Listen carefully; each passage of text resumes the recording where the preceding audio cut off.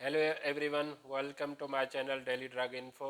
मैं daily drug info में आपको खुशामदीद कहता हूं। आज मैं एक इम्पॉर्टेंट टॉपिक के हवाले से मैं आपसे डिस्कस करूंगा, एक ड्रग के हवाले से डिस्कस करूंगा जिसका हमारी कम्युनिटी में पेशेंट एक्सेसिव यूज़ कर रहे हैं, जिनके बहुत सारे एडवर्स इफ़ेक्ट रिपोर्ट्स हो रहे हैं, लेकिन उनको पता नहीं होता कि यह ड्रग की वजह से है।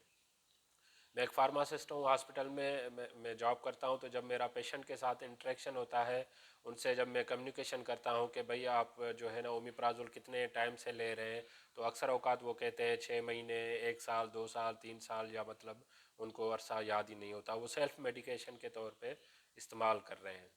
उनकी वजह से बहुत सारे एडवर्स इफ़ेक्ट जो है ना पेशेंट को, पहले हम एज ए पेनाडोल ले रहे होते हैं, थोड़ा भी कोई पेन होता है, फीवर होता है, डॉक्टर से कंसर्न किए बगैर हम सेल्फ मेडिकेशन की तरफ जा रहे हैं।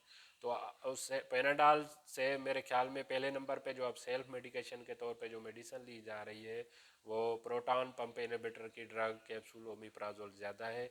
आज मैं उसकी वार्निंग्स आपसे शेयर करूँगा कि उनके कौन से सीरियस एडवर्स इफ़ेक्ट्स हैं जो आगे चल के आपके लिए मुश्किलात पैदा कर सकते हैं।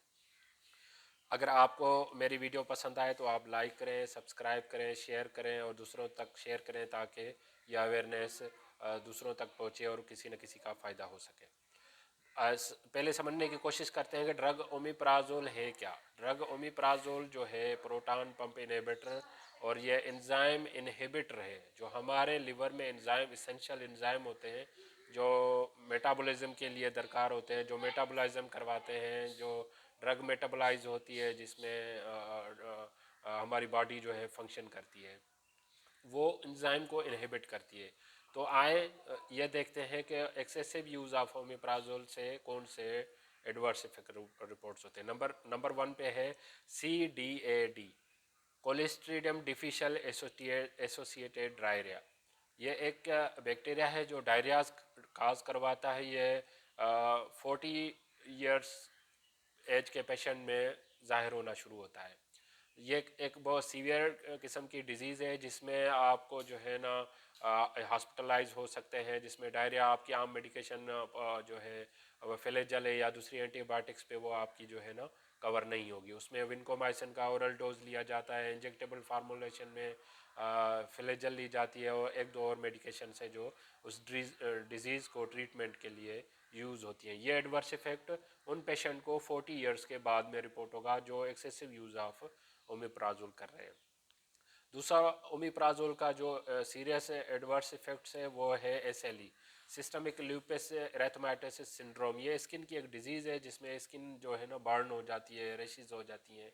तो ये भी अक्सर औकात एक्सेसिव यूज़ ऑफ ओमिप्राजोल की वजह से ये रिपोर्ट हो रही है। बाकी एक्सेस 1 साल से ज़्यादा का कंटिन्यूस अगर आप ले रहे हैं ओमिप्राजोल को, तो उसमें ओस्टियोपोरोसिस होने के चांसेस हैं। आपकी हिप, आपके बोन, आपकी जो है रिस्ट स्पाइन फ्रैक्चर होने के चांसेस हैं। उसमें आपके बोन जो हैं वो वीक हो जाते हैं। एक्सेसिव अगर आप ज़्यादा इस्तेमाल करते हैं ओमिप्राजोल का, तो आपके जब 40 ईयर्स ऑफ एज आपसे जैसे ही गुजरेगी तो आपके बोन में कमज़ोरी पैदा होना शुरू हो जाती है। थर्ड जो है ये काज करवाती है जो है हाइपोमैग्नीजिया। मैग्नीशियम की आपकी बॉडी में कमी हो जाएगी जिसकी वजह से आपको एरिथमियाज हो सकती है, आपको सीजर्स आना, झटके आना जो है अपीयर होना हो सकते हैं।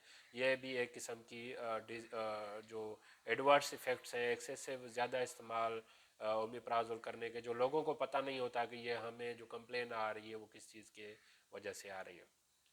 उसके बाद जो है वो सीरियस इसका एडवर्स इफेक्ट ये रिपोर्ट होता है डिक्रीज गैस्ट्रिक एसिडिटी। हमारे जो स्टमक में जो एसिडिटी है 1.5 to 2 pH के दरमियान एसिडिटी होती है, जो हमारे फूड को डाइजेस्ट करने के लिए हेल्प करती है, या जो जो हमारे ड्रग्स ले रहे होते हैं, मेडिसिन ले रहे होते हैं किसी भी डिजीज़ के लिए, उनको मेटाबोलाइज करने के लिए ये इसकी pH रिक्वायर्ड होती है, जो इसेंशियल। जो हम जब हम ओमिप्राजोल लेते हैं तो हमारी पहले ही pH जो है वो रिड्यूस हो जाती है, जिसकी वजह से वो जो जितनी भी हम ड्रग्स ले रहे हैं वो मेटाबोलाइज नहीं होगी। जब मेटाबोलाइज नहीं होगी, उसमें पहले नंबर पे आती है ड्रग जो क्लोपिडोग्रेल, जो एक कार्डियक ड्रग है, जो एंटीप्लेटिलेट्स के लिए लेते हैं, जब वो ड्रग मेटाबोलाइज ही नहीं होगी तो वो हमारी बॉडी में स्टोर होना शुरू हो जाएगी, जिसकी वजह से एडवर्स इफ़ेक्ट रिपोर्ट होते हैं। अब ये इसका जो मेजर जो कंपोनेंट है जिस पे ये इफ़ेक्ट करती है, inhibit hepatic isoenzymes, cytochrome 2C19, cytochrome 2C19, ये एक एंजाइम है जो ड्रग मेटाबोलाइज के लिए एसेंशियल एंजाइम है। जितनी भी हम ड्रग्स लेते हैं, मेडिसिन लेते हैं, एंटीबायोटिक्स लेते हैं, उनको मेटाबोलाइज करने के लिए एसेंशियल एंजाइम है, जिसको ओमिप्राजोल इनहिबिट कर लेती है। वो जो है प्रोड्यूस ही नहीं होता। वो जब प्रोड्यूस नहीं होगा तो हमारी मेटाबॉलिज्म का इफेक्ट जो है ना वो डिले हो जाएगा, रुक जाएगा। अब जब रुक जाता है तो उससे क्या होता है कि मेल एब्जॉर्प्शन अपीयर होना, सिम्टम्स जाहिर होते हैं। मेल एब्जॉर्प्शंस क्या है? मेल एब्जॉर्प्शंस ये है कि जब जो आप फूड ले रहे हैं, जो खाना ले रहे हैं, तो वो आपके डाइजेस्ट नहीं होगा। डाइजेस्ट नहीं होगा तो वो आपको कंप्लेन होगी एब्डामिनल पेन की। एब्डामिनल पेन के लिए आप ओमिप्राजोल दोबारा से लेंगे, वो टेम्परेरी रिलीफ तो आपको मिलेगा, फिर जो जितना टाइम गुजरेगा फिर से वो आपको सिम्टम्स अपीयर होना शुरू हो जाएंगी। ये उसके लिए आप ओमिप्राजोल का जो है ना वो ज़्यादा से ज़्यादा जो ड्यूरेशन ऑफ थेरापी है कि आप कितने डेज तक ले सकते हैं, वो एच पाइलोरी की एक ट्रीटमेंट है जिसमें 14 डेज तक आप capsule omeprazole as a recommended है। सेल्फ मेडिकेशन के तौर पे आप कभी भी ओमिप्राजोल को आप यूज़ ना करें।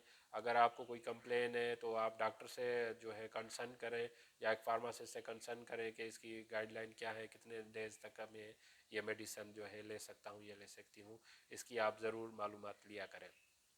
अब आप सोच रहे होंगे इतनी सारी जो है एडवर्स इफ़ेक्ट्स आ रहे हैं, या जब हम कंप्लेन हो तो हम क्या इस्तेमाल करें या ना करें।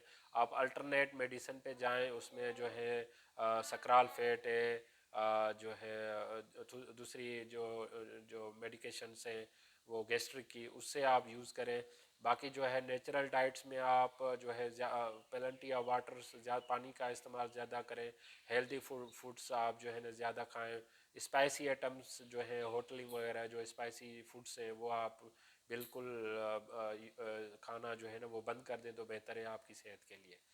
तो अगर आपको मेरी वीडियो पसंद आई है तो आप दूसरों तक शेयर करें, लाइक करें, कमेंट करें। आपको कोई भी मुझसे कोई सवाल पूछना है ड्रग के हवाले से, आप कमेंट्स करें, मैं आपके जो है ना सवालात का जवाब दूंगा। Thank you for watching daily drug info.